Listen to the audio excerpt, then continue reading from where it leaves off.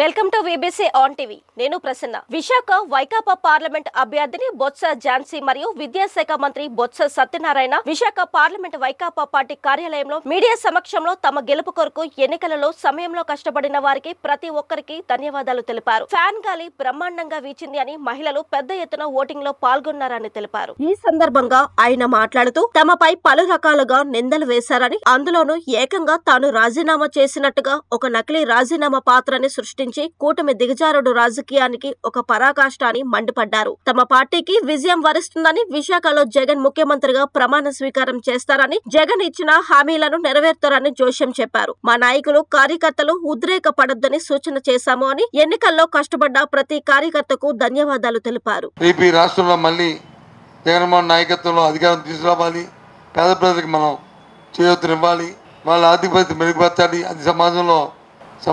సమాజం బాధ్యతది ఒక పౌరుడిగా అని చెప్పామ్మా మా కేడర్ అందరికి, మా ముఖ్యమంత్రి ఇచ్చే ఆదేశం అది, మా పార్టీ అధ్యక్షుడు. ఆ ప్రకారం అందరూ కూడా సమన్వయం పాటిస్తూ ఎక్కడ ఏ విధమైన కవింపులు వచ్చినా సరే ఏ ఒక్కరు కూడా ఏక అవ్వకుండా సహనంగా ఇంత పర్సెంటేజ్ పోలవడానికి మా కార్యకర్తలను సహకరించిన ప్రతి కార్యకర్తకి మనస్ఫూర్తిగా అభినందనలు తెలియజేస్తున్నాను. రాజకీయాల్లో, ప్రజా జీవితాల్లో నిజాయితీ ముఖ్యం, చెప్పింది చేయడం అనేది ముఖ్యం. ఓ బ్రాండ్ మాట తప్పుడు మనం తిప్పరని, అది స్వర్గీయ రాజశేఖర గారికి ఉంది, మళ్ళీ జగన్మోహన్ రెడ్డికి వచ్చింది ఆ వారసత్వం. అదే రీతిలో ప్రజలందరూ కూడా వచ్చారు. తప్పకుండా ఏదైతే నిన్న ఇంత పెద్ద ఎత్తున వచ్చి ప్రభుత్వం 4వ తారీఖున జూన్ 4ని ఎక్కింపవుద్ది. ఆ డేట్ కూడా ఇంకా రేపు 2 అనౌన్స్ చేస్తాం. ఇక్కడికే జగన్మోహన్ రెడ్డి వస్తారు, ఇక్కడే ప్రమాణ స్వీకారం చేస్తారు విశాఖపట్నంలోనే. కనుల పండుగ ఏదైతే ఆకాంక్షలు ఉన్నాయో ఆకాంక్షలన్నీ నెరవేర్చడమే కాకుండా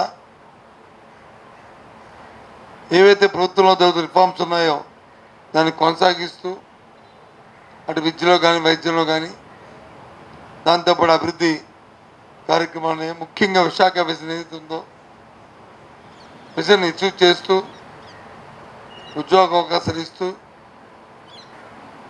జూన్ 4 నుంచి ఆ ప్రక్రియ ప్రారంభమవుతుంది. ముఖ్యంగా ఇందులో పాల్గొన్న ఈ ఎన్నికల్లో ఎన్నో ఒడిదుడుకు పాల్గొని ఎన్నో ఇబ్బందులకు ఓర్చి ఎన్నో మాయ మాటలకి లొంగకుండా ప్రలోభాలకు లొంగకుండా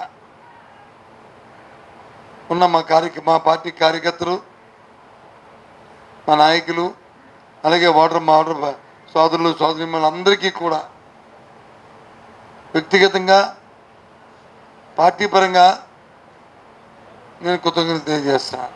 మీ విదేశాలకు వెళ్దామనేది ఎన్నికల ముందే అనుకున్నాం, ఇప్పుడుది కాదు. అందులో ఒక అంశం కూడా విద్యారంగానికి సంబంధించిన ఒక విషయం కూడా ఉంది, సమావేశం కూడా మాకు ఉంది, అది కూడా ఇంక్లూడ్ చేసుకుని మీకు వెళ్దామని ముందే అనుకున్నాం. కానీ ఎన్నికల ముందు అది పెడితే మళ్ళీ దానికి ముడిపెడతారని అది బయటికి చెప్పలే.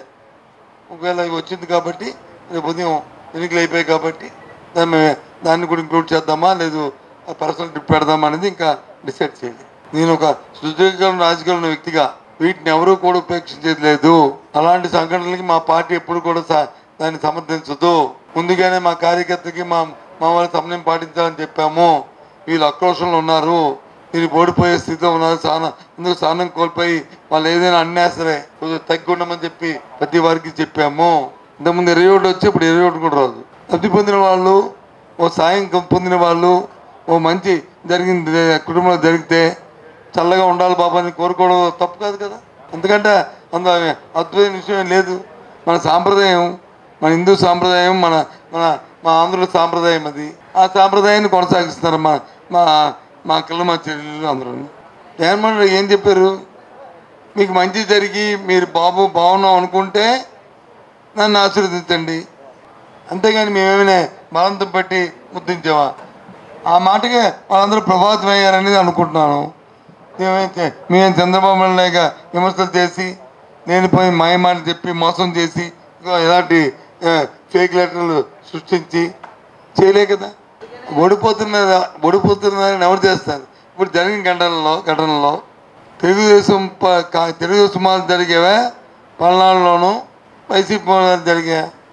ఒక్క పిలిపిస్తే క్లోజ్. కానీ మేము సమయం పాటించమని చెప్పాను కదా.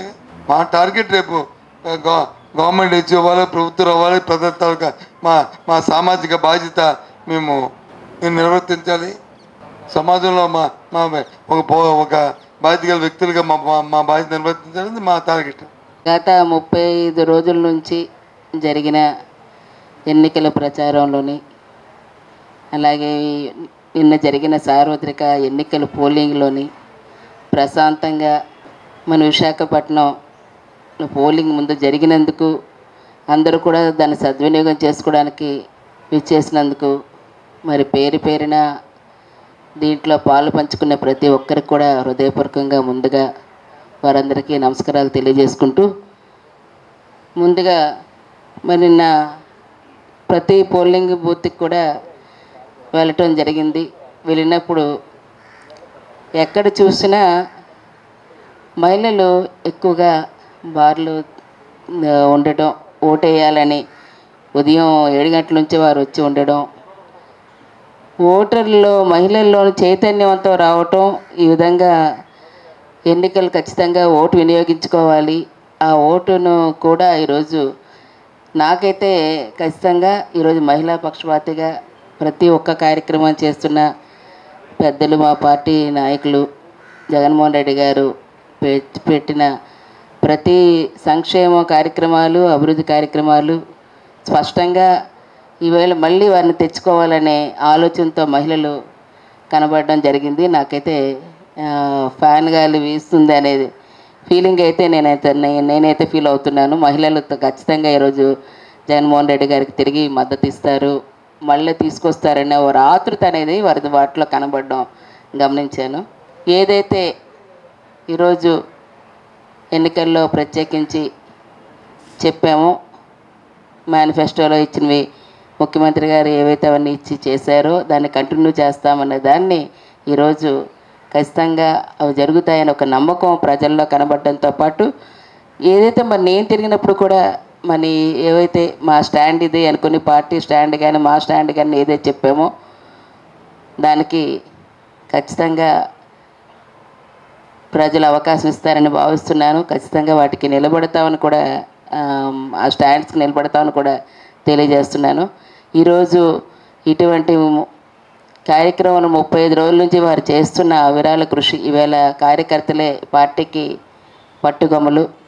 వారు ఇక్కడ ఇందులో పాలు పంచుకున్న పేరున పార్టీ పెద్దలందరికీ, అలాగే నాయకులకు, అలాగే ముఖ్యంగా కార్యకర్తలందరికీ కూడాను మీ ద్వారా పేరున మరి ఈ కార్యక్రమం విజయవంతంగా ఎన్నికల్లో పోలింగ్ వరకు కూడా వారు కృషి చేసినందుకు వారందరికీ కూడాను, మరి మా మీడియా సోదరులు, పత్రికా సోదరులు కూడా చైతన్యవంతం చేసి తీసుకొచ్చారు. మీకు కూడా ప్రత్యేకంగా హృదయపూర్వకంగా ధన్యవాదాలు తెలియజేసుకుంటున్నాను.